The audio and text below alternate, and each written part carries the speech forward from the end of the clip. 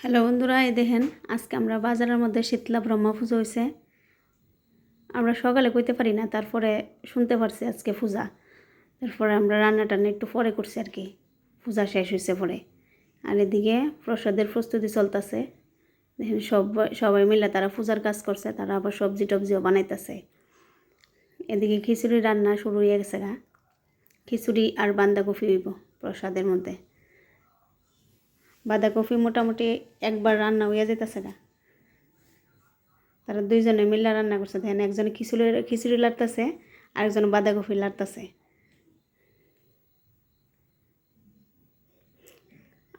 আমার মেয়ে দেখেন কিতা করতেছে, দেখে হাসতেছে তারা খিচুড়ি আর বাঁধাকপি লাড়তেছে দেখা। এদিকে আলু ভাজা গেছে বাঁধাকপি লেগে, বাঁধাকপির মধ্যে দেওয়া হইব। আমরা মাস্টার বাড়ি যাইতেছি, দেখতেছি তাই এদিকে প্রসাদের আয়োজন হইতেছে। কই না দেখা লই, একটু ঢুকলাম, ঠাকুরও নমস্কার করলাম, কইরা সেটা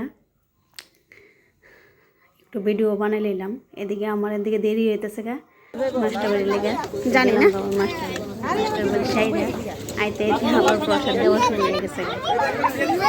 ভাবলাম না বাড়িতে হয়ে গেলাম।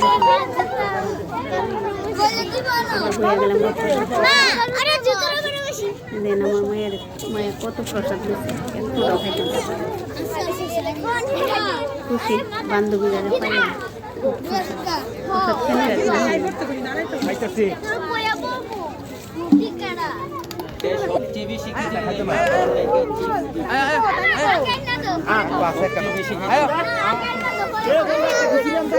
কত মজা করতেছে, একদম গরম গরম খিচুড়ি। সন্ধ্যায় দিকে বয়ে গেলাম, আমরাও খুশি প্রসাদ সবাই খুশি। প্রসাদ খুব স্বাদ হয়েছে, শীতের মধ্যে খিচুড়ি প্রসাদ মজা লাগে। শীতের মধ্যে খিচুড়ি গরম পা করতেছে। আমার মেয়ে গরম লেগে গেছে। এদিকে খিচুড়ি আরও রান্না হইতেছে, প্রসাদ দেওয়া হইতেছে, রান্না হইতেছে। প্রচুর প্রসাদ করছে,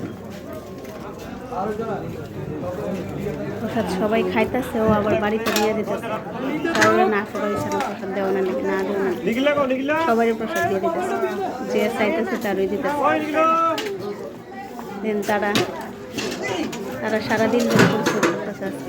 তারা যাইতে দেখে গেছে পরিশ্রম করছে। এই খিচুড়ি লাগতেছে, মনে লাগতেছে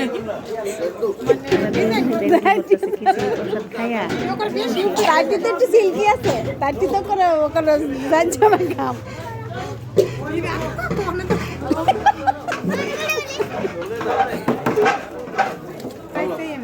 আমরা বেশ হচ্ছে, আবার নতুন বেশ হয়েছে, প্রসাদ দেওয়া হচ্ছে। আমরা প্রসাদ খেয়ে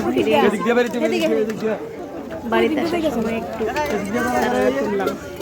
আমরা এখন বাড়িতে